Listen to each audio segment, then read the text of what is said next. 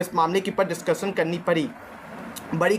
कश्मीर की आवाम ने अपने हकूक़ के लिए कुर्बानियाँ की, नई तारीख रकम की, 9 जानों का न जाना, सैकड़ों जख्मी, मगर इस्तकामत ने रंग दिखाया और इनके मुतलबात तस्लीम हुए।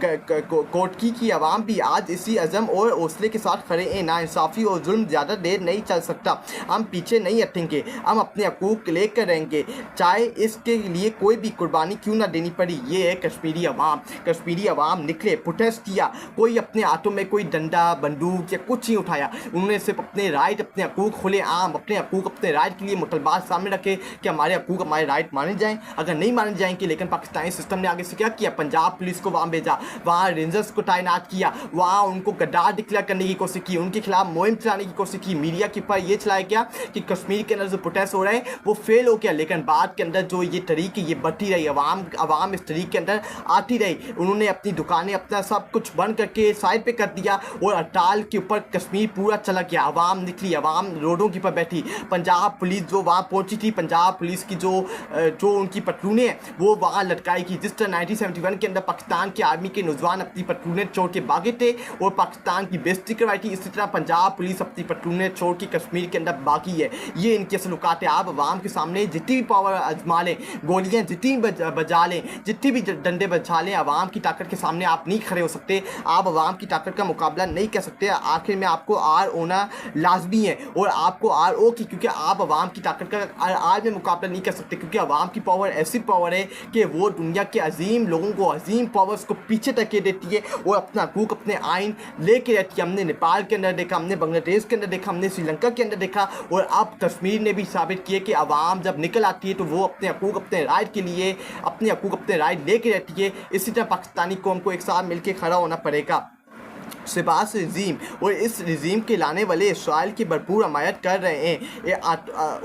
इन्होंने ट्रंप के 20 नकात को फ़क्रिया तौर पर तस्लीम किया है। अब ये सिर्फ आवाम को बेवकूफ़ बनाना चाहते हैं और कन्फ्यूज़न फैलाना चाहते हैं, लेकिन आवाम इन यहूदी एजेंडों को पहचान चुकी है और अब आवाम इन इसराइल के यारों से नफरत करती है। अब ये कोई भी अरबा अपना लें, ये आवाम को बेवकूफ़ नहीं बना सकते। ये बात हकीकत है। ये आवाम को हर में बेवकूफ़ चुनटियाँ बनाने की भरपूर कोशिश कर रहे हैं। इन्होंने पूरी ज़िंदगी ये बयानिया बनाया कि इमरान खान यहूदी है, इमरान खान कद्यानी है, इमरान खान मुल्क दुश्मन है, इमरान खान को इसराइल सपोर्ट करता है। इमरान खान की जो हुकूमत बनी 2018 के अंदर वो इसराइल की वजह से, उसके कहने की ऊपर से बनी थी, लेकिन आज वक्त साबित किया कि यहूदी है कौन है, असल कद्यानी कौन है, जिन्होंने मुल्क का सौदा किया, जिन्होंने मुसलमानों का सौदा किया है, जिन्होंने फ़लस्तीनी मुसलमान बहन भाइयों का खून का सौदा किया है, मुसलमान बहन भाइयों के मासूम बच्चों का, मासूम माई बहनों का खून का सौदा किया है। कौन है ट्रंप का यार, कौन है नेतन्याहू का यार, कौन है इनका यार जो इनके जूते पॉलिश करता है, जो इनके जूते चाहता है। आज ये साबित किए वो अल्लाह के निज़ाम ने, अल्लाह ने इनको बेनकाब किया कि इनके असल चेहरे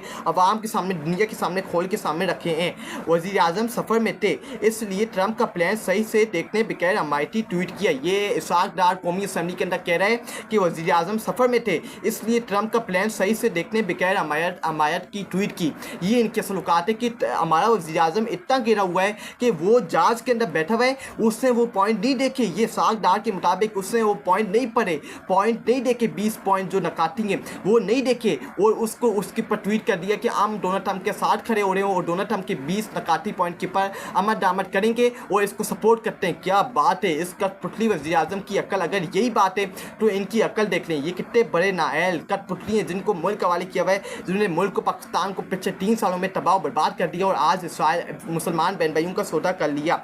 40 लाख कश्मीरी डट गए तो आज हुकूमत ने इनके मुतलबात मान लिए, जबकि बाकी 24 करोड़ पाकिस्तानी तमाशा देखते रह गए।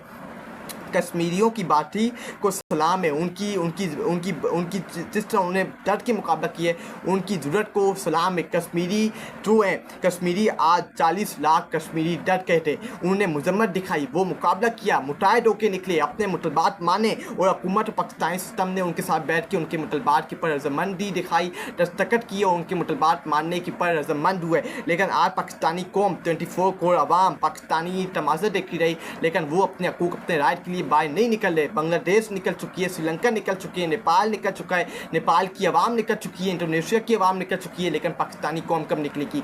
कब पाकिस्तानी कौम जागेगी? जिस दिन पाकिस्तानी कौम जाग गई, निकल गई, ये जो पर वक्त की यजीद और फ़ोन बैठे हुए ये पतली गली से भागेंगे और ये किसी को मुंह दिखाने के लायक नहीं बचेंगे।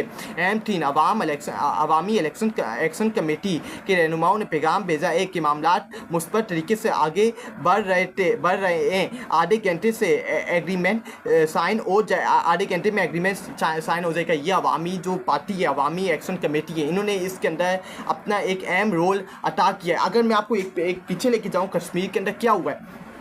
कश्मीर के अंदर भी अवामी मैंडेट चोरी करके इन वक्त की यजीदो फ़्रोनों के हवाले हुकूमत की गई। उधर भी कठपुतली वज़ीर आज़म को बिठाया गया फॉर्म 47 के पर।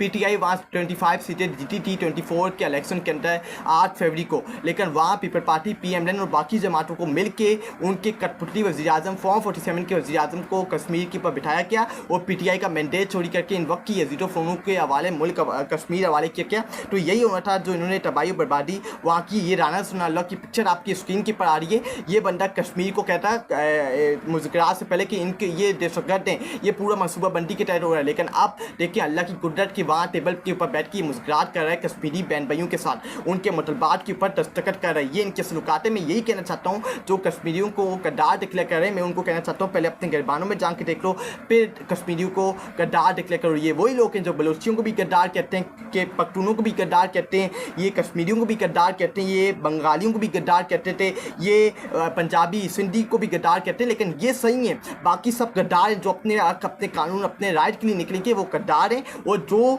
उनके पर जुल्म ज़बर करते हैं वो परफेक्ट हैं, उनको सल्यूट मारना चाहिए। यही पाकिस्तान की असल हकीकत है।